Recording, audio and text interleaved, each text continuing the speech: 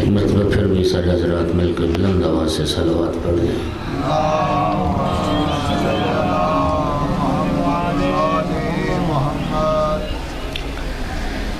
اس پرآشوب زمانے میں ہر محب علی علیہ السلام اور ہر عزادار امام حسین علیہ السلام کی مال، جان، عزت، آبرو، ناموس کی حفاظت کے لیے بھی صلوات۔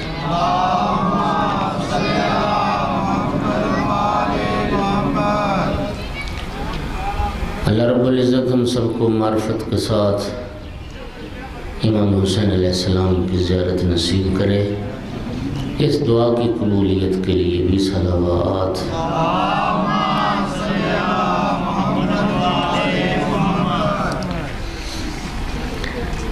ایک مرتبہ پھر تکلیف کریں 12ویں آقا کے ظہور میں تعجیل کے لیے بھی صلوات۔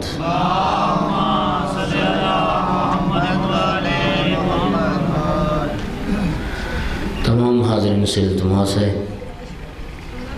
شہدائے ملت جعفریہ کی بلندی درجات کے لیے صدر اسلام سے آج تک راہ محبت و ولایت اہل بیت میں جان دینے والوں کے لیے، بالخصوص جنہوں نے عزاداری امام حسین علیہ السلام کے لیے اپنی جانیں قربان کی،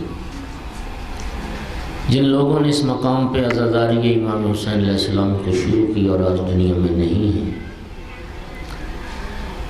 اپنے اپنے مرحومین کو یاد کرتے ہوئے بالخصوص مرحوم سید ابرار حسین بخاری اور سید ممتاز حسین بخاری، علماء اعلام، مراجع اسلام، خادمان مذہب ملت، نوکران ابا عبداللہ الحسین، سب کی بلندی درجات کے لیے ایک مرتبہ سورہ فاتحہ اور 3 بار سورہ اخلاص کی تلاوت فرما دیں۔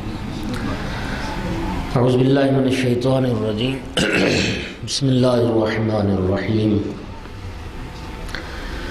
الحمد للہ رب العالمین، الرحمن الرحیم، مالک یوم الدین، ایاک نعبد و ایاک نستعین، اہدنا الصراط المستقیم، صراط الذین انعمت علیہم غیر المغضوب علیہم ولا الضالین۔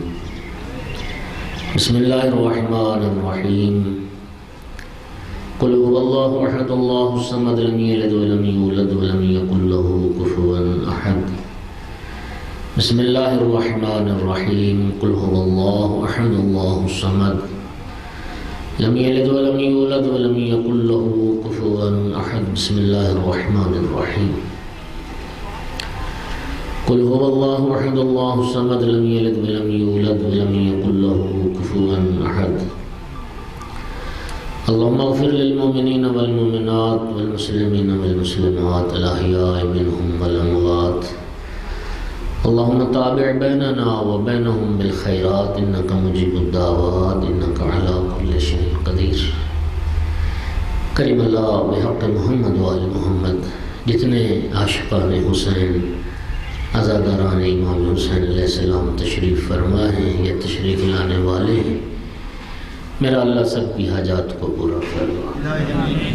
پاک پروردگار بحق امام حسین علیہ السلام جو مومنین مومنات بیمار ہیں انہیں شفاء کاملہ عاجلہ عطا فرما، جو مومنین بے اولاد ہیں میرا مولا ان سب کو نیک صالح اولاد عطا فرما۔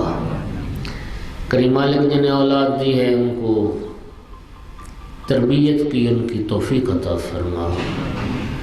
پروردگارہ جو بے گناہ قید ہیں انہیں رہائی عطا فرما۔ پاک پروردگار بحق محمد و آل محمد، دیس میں بھی بہت سارے مومن علماء بے گناہ قید ہیں انہیں بھی رہائی عطا فرما، اور شہیدان کربلا کا صدقہ، اسیران آل محمد کا صدقہ، پردیس میں ایک بھائی برادر مومن قید ہیں میرا مالک انہیں بھی رہائی عطا فرما۔ پاک پروردگار آل محمد کی عزت عظمت کے صدقے میں بانیان عشر مجالس کی توفیقات میں اضافہ فرما، ان کے گھروں میں اپنی رحمتیں نازل فرما، ان کی توفیقات خیر میں اضافہ فرما۔ زندگی میں میرا اللہ ہمیں بار بار امام حسین علیہ السلام کی زیارت نصیب فرما، مرنے کے بعد ہمیں ہمارے مرحومین کو امام حسین علیہ السلام کی شفاعت نصیب فرما۔ میرا اللہ وارث عزاداری امام صاحب العصر والزمان کے ظہور میں تعجیل فرما، حضرت حجت کے ظہور سے، ان کی زیارت سے ہماری گنہگار آنکھوں کو منور اور مشرف فرما۔ ربنا تقبل منا انک انت السمیع العلیم وتب علینا فانک انت التواب الرحیم بجاہ محمد وآل الطاہرین۔ اللہم صل علی محمد وآل محمد۔ صلوات سارے حضرات بلند آواز سے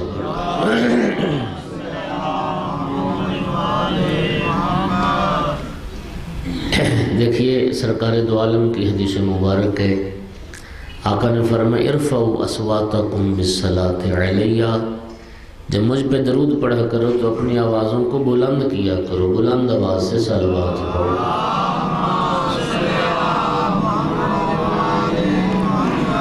اعوذ باللہ من الشیطان اللعین الرجیم، بسم اللہ الرحمن الرحیم، الحمد للہ رب العالمین والعاقبۃ للمتقین والجنۃ للمؤمنین والنار للمنافقین، الحمد للہ الذی جعلنا من المتمسکین بولایت علی بن ابی طالب و اولادہ المعصومین،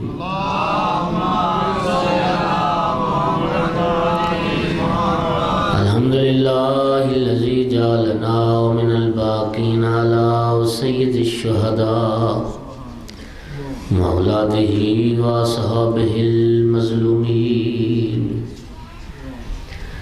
الصلاۃ والسلام والتحیۃ والاکرام علی رسولہ الکریم شفیع المذنبین انیس الغریبین رحمۃ للعالمین، اعنی العبد المؤید الرسول المسدد المحمود الاحمد المصطفى الامجد ابا القاسم محمد،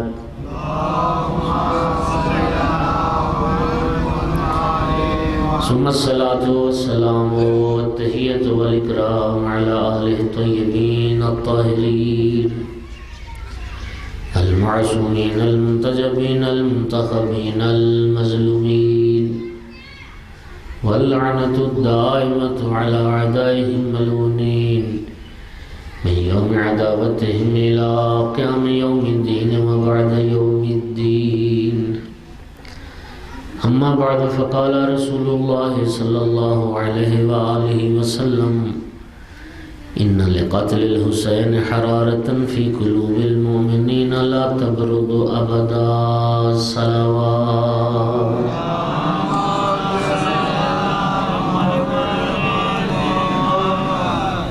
سامعین گرامی قدر، حاضرین مجلس، موالیان حیدر کرار، عزاداران امام حسین علیہ السلام و شہیدان کربلا،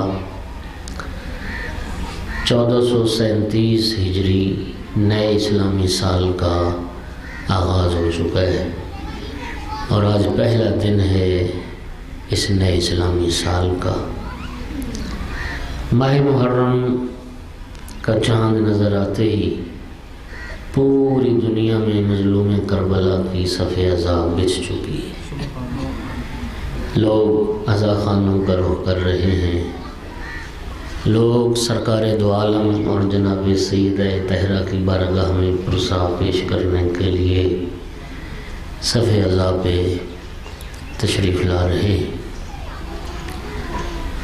میرے محترم سامعین، یہ خالق کی دی ہوئی توفیق ہے آپ کو کہ اللہ رب العزت نے آپ کو یہ توفیق عطا کی کہ مظلوم کربلا کا غم منائیں اور امام حسین علیہ السلام پر آنسو بہائیں۔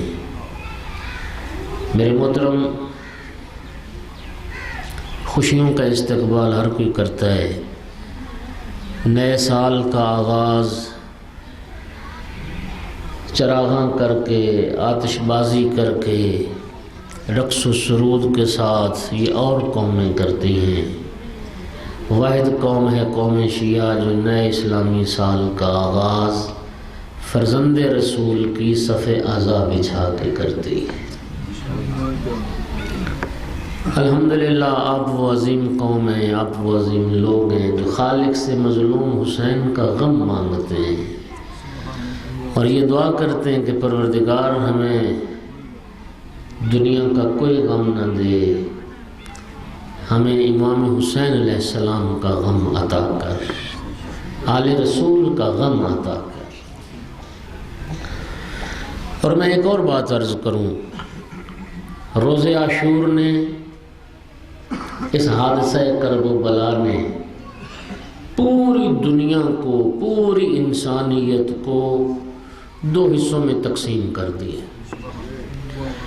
ویسے تو انسانوں کی کئی طرح کی تقسیمات ہیں، رنگ و نسل کے اعتبار سے انسانوں کی تقسیم ہے، زبان کے اعتبار سے انسانوں کی تقسیم ہے، جغرافیے کے اعتبار سے انسانوں کی تقسیم ہے، عالم و جاہل کے اعتبار سے انسانوں کی تقسیم ہے، لیکن امام حسین علیہ السلام کی قربانی نے پوری انسانیت کو دو حصوں میں تقسیم کر دیا ہے، یا حسین سے محبت کرنے والے یا یزید سے محبت کرنے والے، یا حسین کے چاہنے والے یا یزید کے طرفدار۔ اور یاد رکھیے امام حسین علیہ السلام کا غم منانے والے صرف شیعہ نہیں ہیں، حتیٰ صرف مسلمان نہیں ہیں، غیر مسلم بھی امام حسین کا غم مناتے ہیں، غیر مسلم بھی۔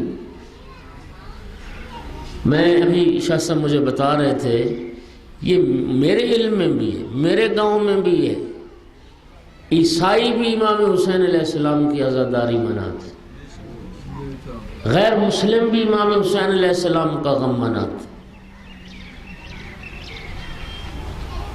میں علامہ رضی جعفر آپ آشنا ہیں، ایک مجلس میں وہ فرما رہے تھے ہندو امام حسین کا غم مناتے، کتنے ہندو شعراء جنہوں نے قصیدے لکھے اور جنہوں نے مرثیے لکھے، سکھ امام حسین کا غم مناتے۔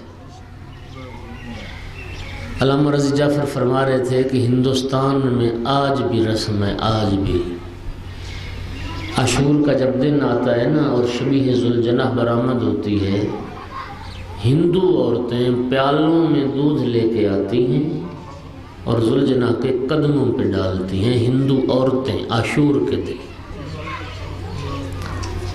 اور جب ان سے پوچھا جاتا ہے کہ تم یہ کیا کرتی ہو، ذوالجناح کے قدموں پہ دودھ کیوں ڈالتی ہو، سنو گے ان کا جواب؟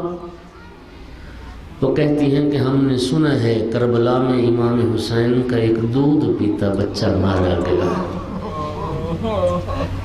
ہم نے سنا کربلا میں امام حسین کا ایک شیرخوار ذبح ہو، تیرے سے شعبہ سے امام کو شیرخوار کو ذبح کر دیا گیا، قصور کیا تھا؟ اس بچے کا جرم کیا تھا؟ امام حسین علیہ السلام نے اس شیرخوار کے لیے پانی مانگا تھا، اور مانگا کن سے تھا؟ نانا کا کلمہ پڑھنے والوں سے، اپنے نانا کی امت سے، لیکن تیرے سے شعبہ سے امام کے اس فرزند کو شہید کیا گیا۔ کہتی ہیں ہم نہ تھیں کربلا میں، ہم تو اظہار وفا کے لیے آتی، مولا کاش ہم کربلا میں ہوتی، آپ کے شیرخوار کے لیے دودھ لے کے آتی۔ ہم کربلا میں تو نہ تھیں، اظہار وفا کے لیے آج 1400 سال بعد بھی دودھ کے پیالے لے کے شبیہ ذوالجناح کے قدموں پہ ڈال کے اظہار وفا کرتے۔ امام حسین کسی ایک مکتب کے نہیں، امام حسین انسانیت کے محسن ہیں، امام حسین انسانیت کے محسن ہیں، اور عزاداری کا تعلق مذہب اور مسلک سے نہیں ہے، غم کا تعلق مذہب اور مسلک سے نہیں ہے، احساس اور ضمیر سے اس کا تعلق ہے۔ ہر صاحب احساس، ہر باضمیر انسان امام حسین علیہ السلام سے محبت کرتا ہے، اس لیے کہ حسین محسن انسانیت۔ ایک صلوات پڑھیے آقا کی ذات پہ بلند آواز۔ پہلی مجلس ہے، انشاءاللہ پابندی وقت کریں گے، دنیا کے کام تو چلتے رہیں گے۔ ایک بات آج پہلی مجلس میں عرض کرنے لگا ہوں، کوئی بندہ یہ نہ سمجھے کہ عزاداری امام حسین میری وجہ سے ہو رہی ہے یا میرا احسان ہے امام حسین علیہ السلام کی عزاداری پر۔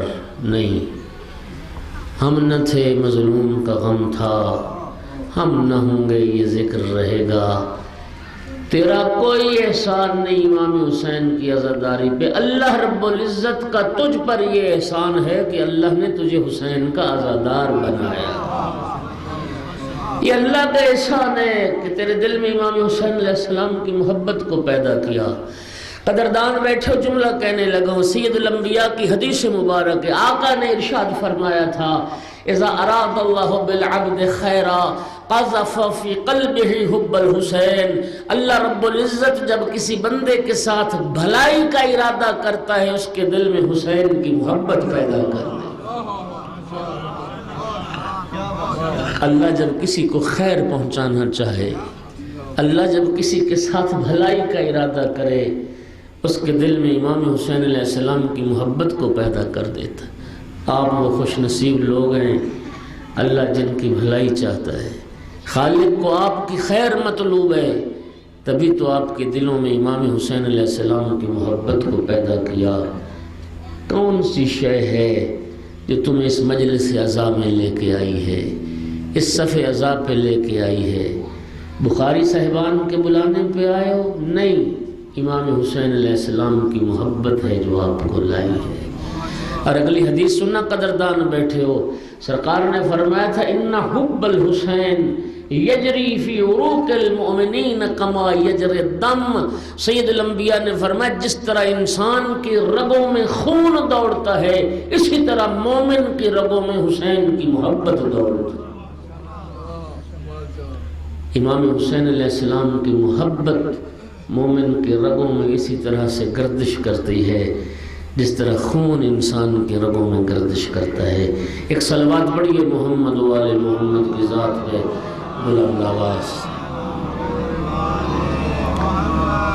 امام جعفر صادق علیہ السلام نے ارشاد فرمایا کہ اللہ رب العزت نے امام حسین علیہ السلام کو 3 چیزیں شہادت عظمیٰ کے عوض اس دنیا میں عطا فرمائی۔ توجہ ہو گئی حضرات؟ 3 چیزیں اللہ نے اس دنیا میں امام حسین علیہ السلام کو عطا کی ہیں شہادت کے عوض۔ پہلی چیز، جعل الامامۃ فی ذریۃ الحسین علیہ السلام، اللہ نے نسل امام حسین میں امامت کو رکھا ہے۔ اللہ اکبر، نسل امام حسین میں امامت کو رکھا۔ امامت معمولی منصب نہیں، امامت معمولی عہدہ نہیں۔ میں لفظوں کا ذمہ دار ہوں، جملہ کہنے لگا ہوں، سنیے گا۔ امامت اتنا بلند ترین منصب ہے کہ ابراہیم جیسے خلیل اللہ انبیاء کو آزمایا جاتا ہے، اور جب ابراہیم جیسے لوگ امتحان پاس کرتے ہیں تب انہیں عہدہ امامت عطا کیا جاتا ہے۔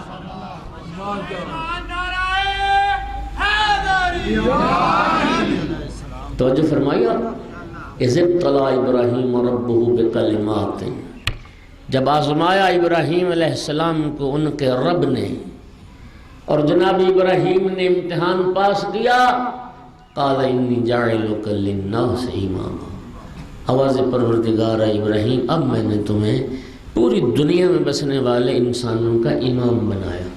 لطف لینا، چھٹے امام نے فرمایا جب اللہ نے ابراہیم علیہ السلام کو عہدہ امامت عطا کیا، اس سے پہلے حضرت ابراہیم کے پاس نبوت کا عہدہ بھی تھا، حضرت ابراہیم کے پاس رسالت کا عہدہ بھی تھا، حضرت ابراہیم اللہ کے خلیل بھی تھے۔ جب ابراہیم کو آزمایا گیا ابراہیم کو آزمایا گیا اور کامیاب ہوئے۔ ان تمام عہدوں کے بعد اللہ نے جو عہدہ عطا کیا وہ عہدہ امامت، اتنا بلند عہدہ۔ اور جب اللہ نے امام بنایا تو پھر ابراہیم علیہ السلام نے عرض کی قال ومن ذریتی، میری اولاد میں سے بھی امام بنا۔ قال لا ینال عہد الظالمین، ارشاد ہوا امام میں بناؤں گا لیکن ظالم امام نہیں ہو سکتا، ظالم امام۔ اللہ اکبر، اللہ، خدا کی قسم دنیا میں جتنے لوگ بھی امامت کے دعوے دار آئے سوائے آل محمد کے گھرانے کی امامت کے سب امام ظالم ہیں، یہ گھرانہ ہے جو مظلوم ہے۔ نعرہ تکبیر، اللہ اکبر، نعرہ رسالت، یا رسول اللہ، نعرہ حیدری، یا نعرہ صحت و سلامتی علماء حق بلندتر صلوات۔ اللہم صلی علی محمد و آل محمد۔ اور پروردگار نے فیصلہ کیا کہ ظالم امام، چھٹے امام نے کیا فرمایا، یہ اس شہادت کا صلہ ہے۔ اللہ رب العزت نے ایک نہیں، دو نہیں، امام حسین کے 9 بیٹوں کو امام بنایا، 9 بیٹے امام بنائے۔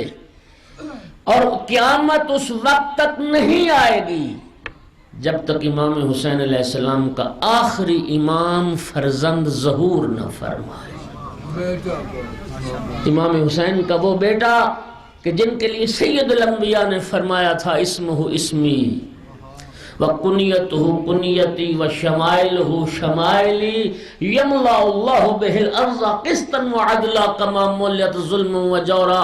سید الانبیاء نے فرمایا تھا میرا بیٹا میرا ہم نام ہوگا، میرا ہم کنیت ہوگا، میرے اوصاف اور میرے شمائل کا مالک اور وارث ہوگا، اور اللہ میرے بیٹے مہدی کے صدقے میں اس زمین کو اس طرح عدل اور انصاف سے بھر دے گا جس طرح ظلم اور جور سے بھر چکی ہو۔ چھٹے امام کی خوبصورت تعبیر ہے، کیا خوبصورت دور ہوگا جب امام مہدی کی، بلکہ یوں کہوں جب آل محمد کی اس دنیا پہ حکمرانی ہوگی۔ سنو گے امام کی ایک تعبیر ہے، سنو گے آقا فرماتے ہیں جس طرح سردیوں کے موسم میں سردی گھروں میں داخل ہو جاتی ہے اور گرمیوں کے موسم میں گرمی گھروں میں داخل ہو جاتی ہے، یوسف زہرا کے ظہور کے بعد عادل اسی طرح گھروں میں داخل ہو جاتے ہیں۔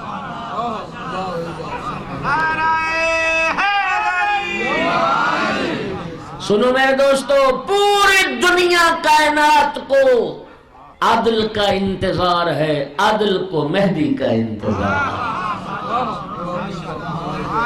پوری کائنات عدل اور عدالت کے انتظار میں ہے، کب وہ دورہ ظلم مٹ جائے، کب وہ دورہ ناانصافی ختم ہو اور عدالت کو یوسف زہرا کا انتظار۔ آئے گا انشاءاللہ وہ وقت آئے گا کہ جب آل محمد کی حکمرانی قائم ہوگی۔ 9 معصوم امام اللہ نے ذریت امام حسین سے قرار دی۔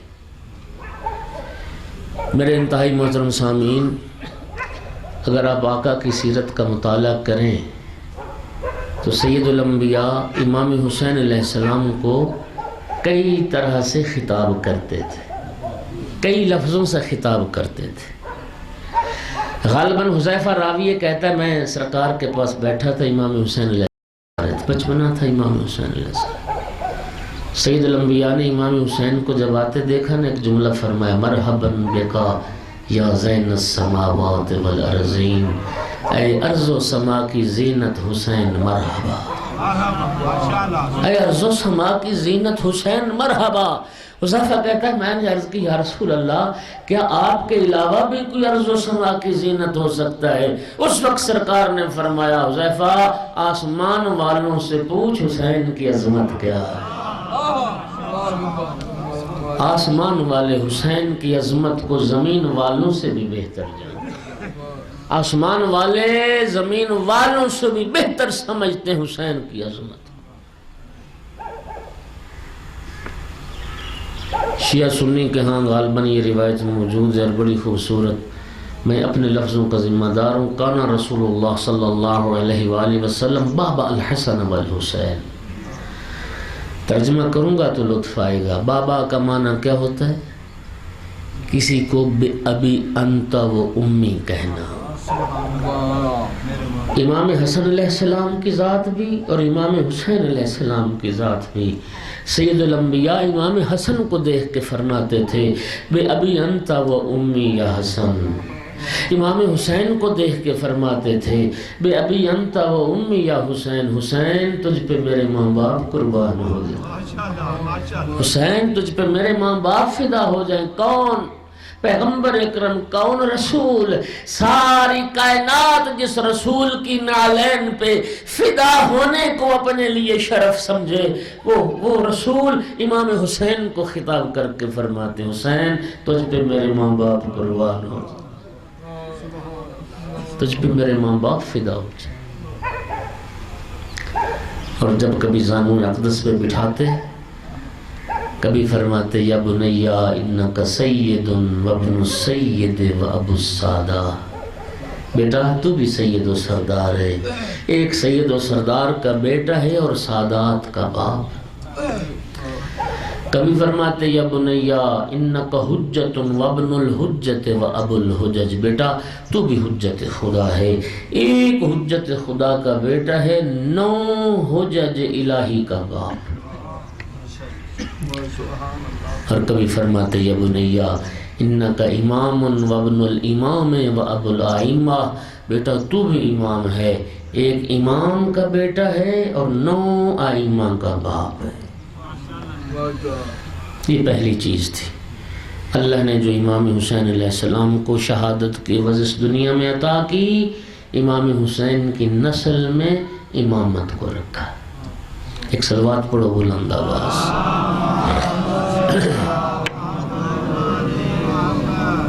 دوسری چیز جعل الاجابت تحت قبۃ الحسین علیہ السلام. امام فرماتے ہیں دوسری چیز اللہ نے جو امام حسین کو عطا کی گنبد امام حسین علیہ السلام کے نیچے قبولیت دعا کو رکھا. روایات میں ہے کہ جب خانہ کعبہ پر پہلی نگاہ پڑے کی جانے والی دعا اللہ رد نہیں فرماتا. اسی طرح زیر گنبد قبر اطہر پہ ذریعہ امام حسین پہ کھڑے ہو کے کی جانے والی دعا بھی اللہ رد نہیں فرماتا. میں دعا کرتا ہوں آمین کہنا. پروردگار ہمیں تمام عاشقان اہل بیت تمام عزاداران امام حسین کو یہ توفیق عطا فرما کہ آقا کی زیارت نصیب ہو اور سب کو زیر گنبد کھڑے ہو کے دعائیں کرنے کی توفیق نصیب کرو. یہ معمولی شرف نہیں ہے زیارت امام حسین. معمولی شرف نہیں زیارت امام حسین. بہت بڑا شرف. معصوم نے ارشاد فرمایا جو شخص سید الانبیاء کے ساتھ صلہ رحمی کرنا چاہتا ہے کربلا جائے امام حسین کی زیارت کے لیے. چھٹے امام نے فرمایا تھا او میرے شیعو نمک کے ساتھ روٹی کھا لینا میرے جد حسین کی زیارت کو ترک نہ کر. میرے جد کی زیارت کو ترک نہ کر. سنو گے جملہ اللہ عظمت حسین. چھٹے امام سے ایک سائل نے سوال کیا یا ابن رسول اللہ ما لمن زار احد منکم. فرزند رسول جو شخص آپ اہل بیت میں سے کسی کی زیارت کرے اس کا کیا اجر ہے؟ توجہ. آپ کی زیارت آپ میں سے کسی امام کی زیارت کا کیا اجر ہے؟ سرکار نے فرمایا کہ منظار رسول اللہ. ہم میں سے کسی امام کی زیارت کرنے کا شرف گویا اس نے رسول اللہ کی زیارت کی. سائل نے سوال بدلا یا ابن رسول اللہ وما لمن زار الحسین اور جو امام حسین کی زیارت کرے اس کا کیا اجر ہے؟ فرمایا کمن زار اللہ فی عرشہ. امام حسین کی زیارت گویا عرش خدا پر اللہ کی زیارت کی. امام حسین کی زیارت کیا کیا حسین نے؟ کون سا کارنامہ سر انجام دیا امام حسین علیہ السلام نے کہ سرزمین کربلا بن گئی عرش خدا اور زیارت امام حسین ہو گئی زیارت خدا۔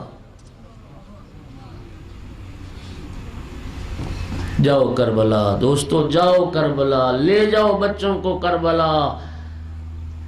چھٹے امام نے شکوے کے انداز میں فرمایا بالغنی ان اناسا من شیعتنا تمر علیہم السنۃ والسنتان ولا یزورون قبر الحسین۔ چھٹے امام فرما رہے ہیں مجھ تک یہ بات پہنچی کہ ہمارے شیعوں میں سے کچھ ایسے بھی ہیں کہ سال سال گزر جاتا ہے اور دو سال گزر جاتے ہیں اور قبر حسین کی زیارت کے لیے نہیں جاتے۔ ترک نہ کرنا زیارت امام حسین علیہ السلام۔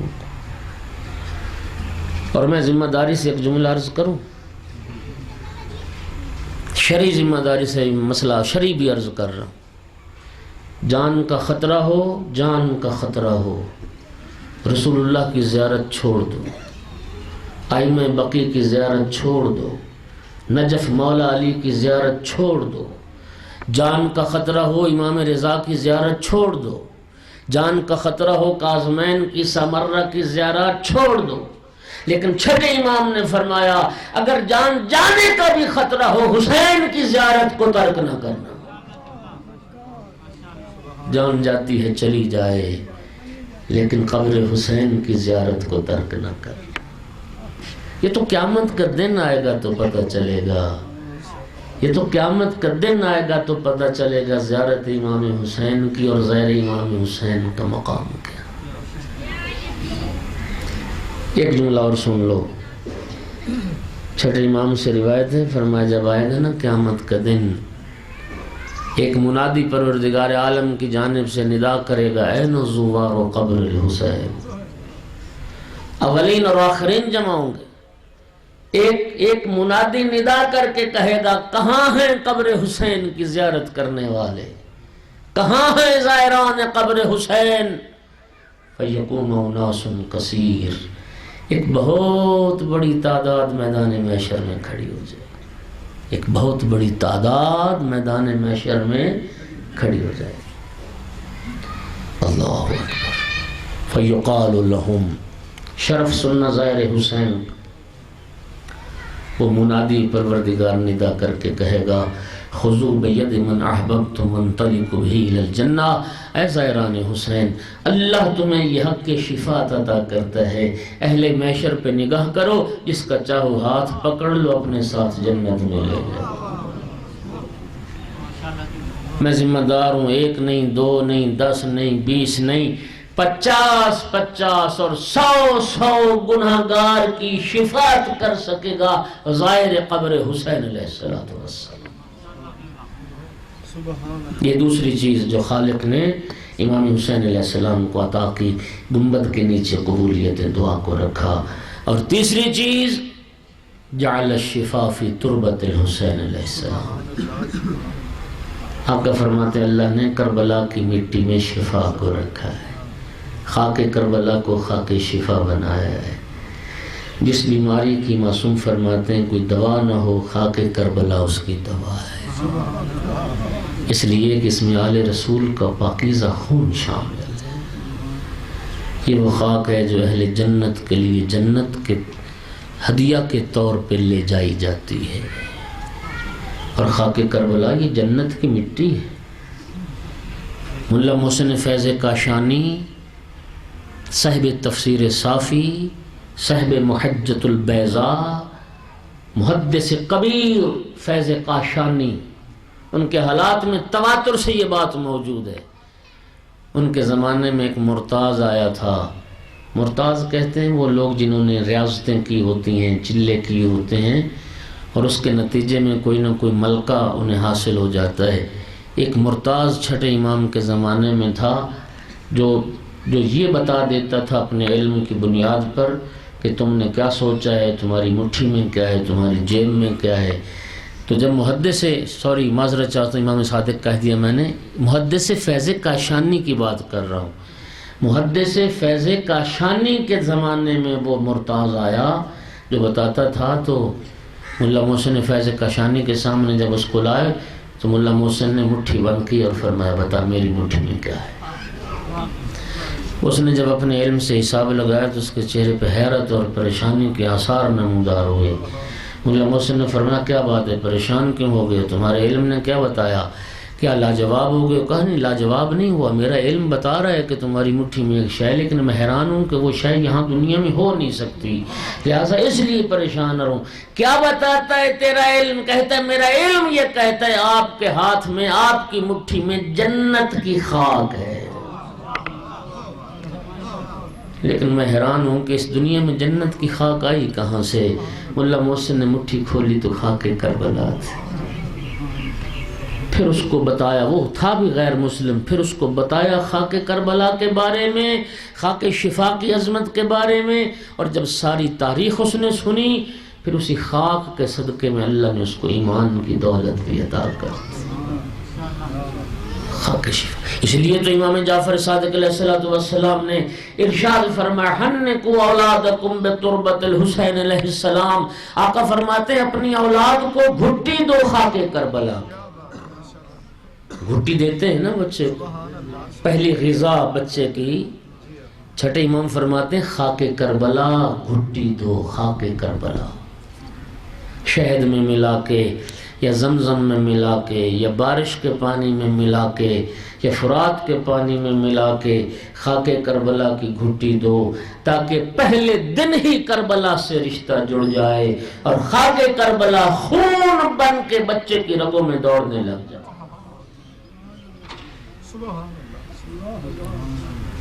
اللہ اکبر۔ اور خاک کربلا کی عظمت یہ ہے کہ امام حسن عسکری علیہ السلام صلوات بلند آواز سے آقا نے فرمایا مومن کی 5 نشانیاں ہیں۔ کتنی نشانیاں؟ مومن کی 5 نشانیاں۔ اللہ رب العزت ہمیں وہ شیعہ اور وہ مومن بننے کی توفیق عطا کرے جو محمد و آل محمد علیہ السلام چاہتے ہیں۔ آمین تو کہہ دو۔ آپ کا ویسا مومن بننے کو جی نہیں چاہتا جیسے محمد و آل محمد چاہتے ہیں؟ تو صلوات پڑھیں سارے۔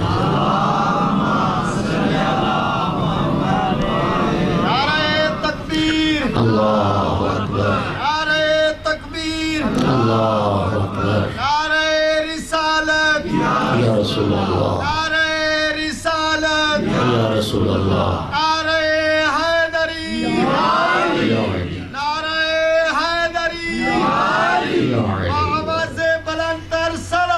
اللہم صلی علی محمد و آل محمد۔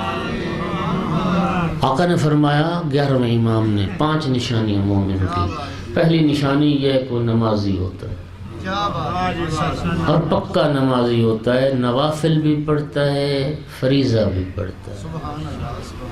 توجہ ہے، یہ 17 رکعت یہ فریضہ بنتا ہے ٹوٹل، اور اس سے دگنی تعداد نوافل بنتی ہیں نماز تہجد کو ملا کے۔ اللہ رب العزت ہمیں نماز تہجد کی بھی توفیق عطا کرے۔ بہت بڑا شرف ہے، بہت بڑا شرف۔ سرکار نے فرمایا جو شخص کہتا ہے نا میرا رزق تنگ ہے، میں تنگ دستی میں مبتلا ہوں، تنگی رزق میں مبتلا ہوں، آقا فرماتے ہیں نماز شب پڑھ تیرا رزق وسیع ہو جائے۔ ضمانت لی ہے امام نے، نماز شب پڑھ کبھی دنیا میں کسی کا محتاج نہیں ہوگا۔ بہت بڑا شرف ہے نماز تہجد۔ ہاں پچھلی رات کوئی اٹھے تو صحیح۔ اچھا یہ پہلی نشانی، مومن کی پہلی نشانی کیا ہے جو امام نے بتائی کہ نمازی۔ دوسری نشانی جب نماز پڑھے تو بسم اللہ الرحمن الرحیم بلند آواز سے پڑھے۔ تیسری نشانی آقا فرماتے ہیں دائیں ہاتھ میں انگوٹھی پہنے۔ لوہا پہننا مذہب اہل بیت میں مکروہ ہے، لوہا، اور سونا پہننا حرام ہے۔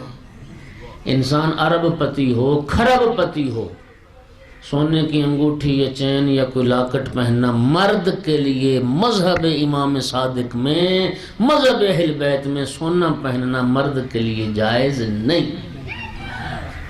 عورت جتنا چاہے پہنے، مرد نہیں پہن سکتا، اور اگر سونے کی یا اس کی کوئی چیز ایسی ہو، انگوٹھی یا لاکٹ یا گھڑی یا کوئی چیز بھی، تو سونے کی وہ پہن کے پڑے گا تو نماز باطل ہے، باطل۔ چاندی کی انگوٹھی پہنے، عقیق پہنے، فیروزہ پہنے، وہ نگینے جن کا پہننا سنت ہے، یہ مومن کی نشانی ہے، دائیں ہاتھ میں پہنے۔ خدا کرے ہم وہی نشانیاں اختیار کریں جو آل رسول نے بتائی ہیں، باقی ادھر ادھر کا پہننے کی وہ نہ کریں، وہ کریں جو آل رسول چاہتے ہیں۔ توجہ فرما رہے یہ نہیں فرما رہے؟ کتنی نشانیاں ہو گئیں؟ 3 نشانیاں ہو گئیں۔ چوتھی نشانی آقا فرماتے ہیں 20 سفر کو کربلا جائے، 40 کربلا میں کرے، چہلوں میں سید الشہداء، 20 سفر کو امام حسین علیہ السلام کی زیارت کے لیے جائے، اور اگر نہ جا سکے کربلا 20 سفر کو، دنیا میں جس مقام پہ بھی موجود ہے، قبر حسین کی طرف رخ کر کے کم از کم ایک بار اتنا کہہ دے، السلام علیکہ یا ابا عبداللہ، فرزند رسول میرا سلام ہو۔ کتنی نشانیاں ہو گئیں؟ 4۔ اور 5ویں نشانی آقا نے فرمایا مومن کی یہ ہے کہ جب نماز پڑھے تو خاک کربلا پر سجدہ کرے۔ نماز پڑھے تو سجدہ کرے کس پر؟ تربت سید الشہداء پر۔ میں ایک بات کی وضاحت کروں گا، کچھ لوگ نادان اپنی نادانی کی وجہ سے اعتراض کرتے ہیں، کہتے ہیں شیعہ خاک کو سجدہ کرتے ہیں۔ نا نا نا نا، وحدہ لا شریک کی قسم کھا کے اور مکتب اہل بیت کا ایک چھوٹا سا طالب علم ہونے کی حیثیت سے ذمہ داری سے کہتا ہوں، خدا کی قسم شیعہ صرف اللہ کو لائق سجدہ سمجھتا ہے، اللہ کے سوا کسی کے سامنے سجدہ نہیں کرتا۔ نعرہ رسالت یا رسول اللہ، نعرہ حیدری، صحت و سلامتی علماء حق بلند تر صلوات۔ اللہم صلی علی محمد و آل محمد۔ اس لیے کہ محمد و آل محمد علیہ السلام نے ہمیں یہ بتایا ہے کہ سجدے کے ذات جو لائق، سجدے کے لائق جو ذات ہے، جو سجدے کے قابل ذات ہے، وہ صرف اللہ کی ذات ہے۔ لا الہ سواک ولا معبود سواک ولا رب سواک، تیرے علاوہ کوئی معبود نہیں، تیرے علاوہ کوئی لائق عبادت نہیں، تیرے علاوہ کوئی الہ نہیں، تیرے علاوہ کوئی رب نہیں، وہ ایک ذات ہے جو لائق عبادت ہے۔ اور سننا، اللہ کے سوا کوئی ذات لائق سجدہ ہوتی تو مصطفیٰ کی ذات تھی، اور اگر مصطفیٰ کو سجدہ جائز ہوتا سب سے پہلے علی مرتضیٰ سجدہ کرتا۔ اللہ کے سوا کوئی لائق عبادت نہیں ہے۔ ایک صلوات پڑھیں بلند توجہ ہے حضرات۔ او بھائی، شیعہ خاک کو سجدہ نہیں کرتے، اللہ کو سجدہ کرتے ہیں، پیشانی خاک پر رکھتے ہیں۔ مجھے بتائیے نرم ملائم قیمتی مخملی ریشمی قالینوں اور جا نمازوں پر سجدہ، اگر قالین کو سجدہ نہیں تو خاک شفا پر پیشانی رکھنے سے خاک کو سجدہ کیسے؟ توجہ چاہ رہا ہوں میں، میرا آپ سے سوال ہے، زیادہ اظہار عاجزی کیا ہے؟ مخملی قالین پہ پیشانی رکھی ہو وہ زیادہ اظہار عاجزی ہے، یا خاک پر پیشانی رکھی ہو خاک پر زیادہ اظہار عاجزی ہے؟ اور سننا، کیوں کریں خاک کربلا پر سجدہ؟ مرحوم مجلسین بہار میں امام صادق علیہ السلام کے اس روایت کو ذکر کیا کہ چھٹے امام نے فرمایا تھا السجود علی تربت الحسین یتم الصلاۃ وان کانت ناقصۃ۔ چھٹے امام نے فرمایا خاک کربلا پر سجدہ کرنے سے اللہ ناقص نماز کو بھی کامل بنا دے۔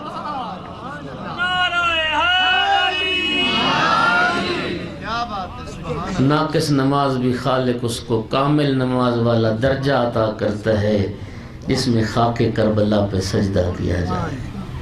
اور آقا فرماتے ہیں حجابات ہیں، حجابات، تمام عبادتیں محل اجابت تک نہیں پہنچتی، کوئی پہلے حجاب سے ٹکرا کے گر گئی، کوئی دوسرے سے، آقا فرماتے ہیں وہ نماز جس میں خاک کربلا پہ سجدہ کیا جائے وہ تمام حجابات کو طے اور عبور کرتی محل اجابت تک پہنچتی. بس اللہ آپ کو جزائے خیر دے. میں نے پہلے بھی عرض کیا لوگ تو اعتراض کرتے ہیں کہ شیعہ روتے ہیں.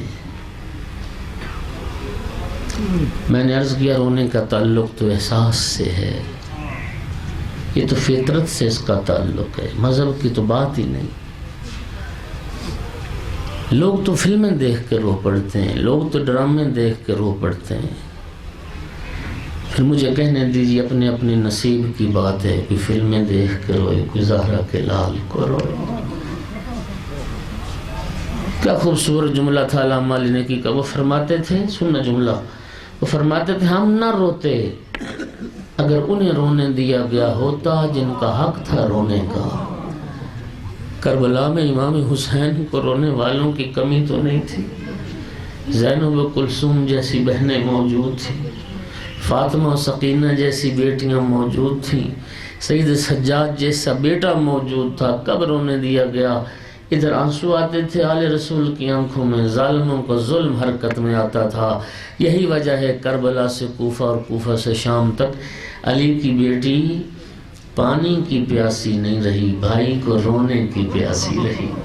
جب بھی وقت ملتا تھا نا سید سجاد سے یہی پوچھتی تھی, بیٹا ان ظالموں سے پوچھ میں بھائی کو رو لوں, میں بھائی کو رو لوں. اجرکم علی اللہ.